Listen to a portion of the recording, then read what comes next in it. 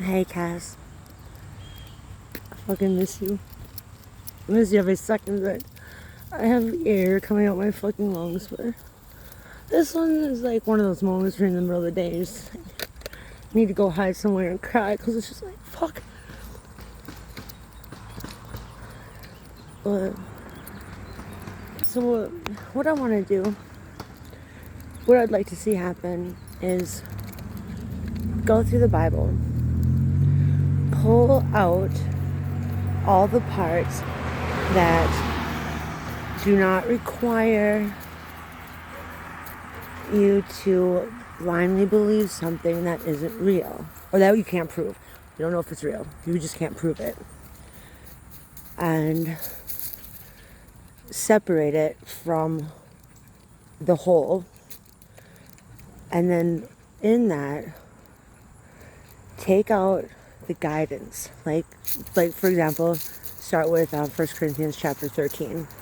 You don't have to subtract anything from that, I don't think. I'm pretty sure you don't know it almost by heart. You know, that's such a good guideline for how to live. And see what you end up with. Because somewhere, somehow, human beings have to stop trying to make other people believe things that nobody can prove.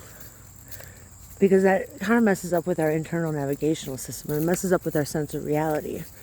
Because if you can convince yourself heaven and hell is real and God is real, there's no substance in that because there's no proof of it.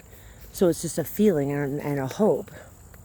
Well, that kind of messes with your instincts that are just natural in you. Because now you've convinced yourself this isn't, I mean, if I can believe this, I can believe anything. You know what I mean?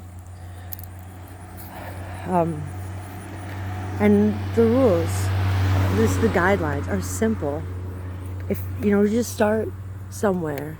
And the easiest place to start is you go through your life, your actions. You don't lie, you don't steal, you don't cheat.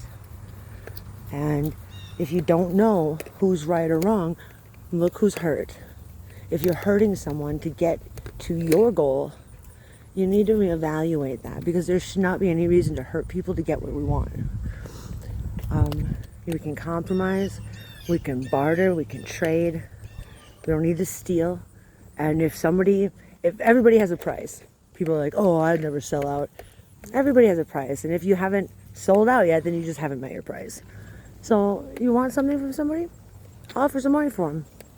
And ultimately, if it's theirs and you don't offer them a price that's worth it, they don't have to give it to you and you have to accept it. It's like this wars. Like, I didn't even know what's going on in Russia and Ukraine. I had no clue what it was even for. Somebody said it was for oil. I'm like, offer them, buy it. Buy it from them. If they don't want to sell it, you can't have it. And that's it. And then that's just that. And if you can't stop yourself from killing other people, that's when you end up in a cage. You can't kill people for things that are ours to have.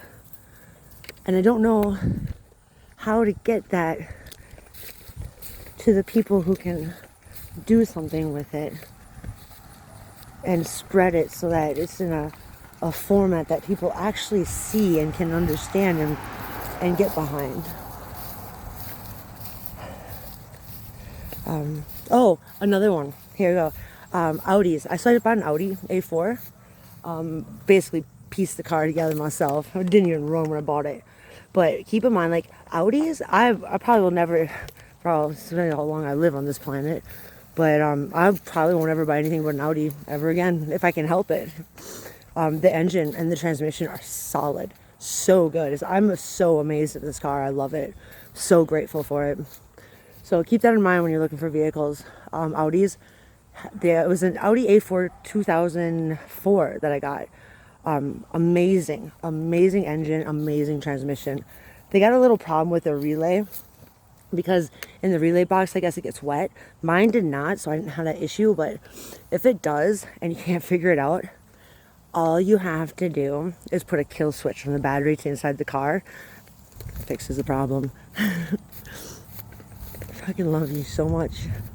And be fierce, be yourself, and keep track of how much you put out and what you take in, And just try not to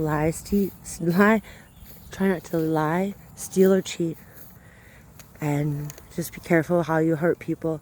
You make sure you go back and clean up messes if you made them. You know, ask when you make amends to somebody, if you did something wrong and you go back to correct it, make sure that you understand what they feel like or what they may feel like, so that you understand that just saying no, I'm sorry doesn't do nothing.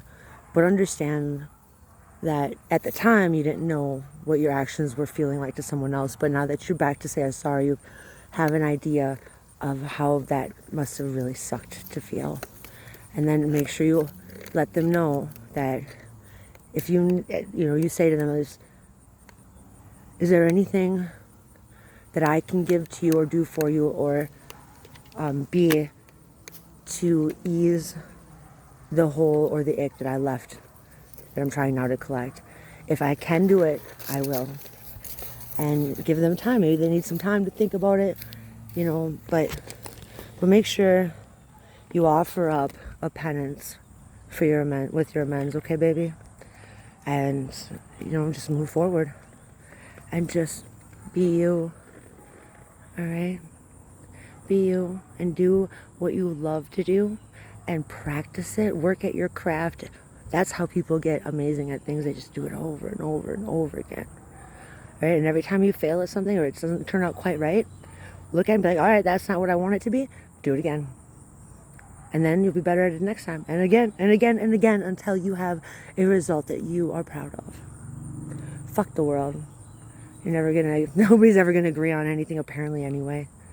So don't let anybody else's opinions or anybody else's thoughts of what you should be control or dictate what you in your heart want. Okay? I fucking love you so much. Bye, babies.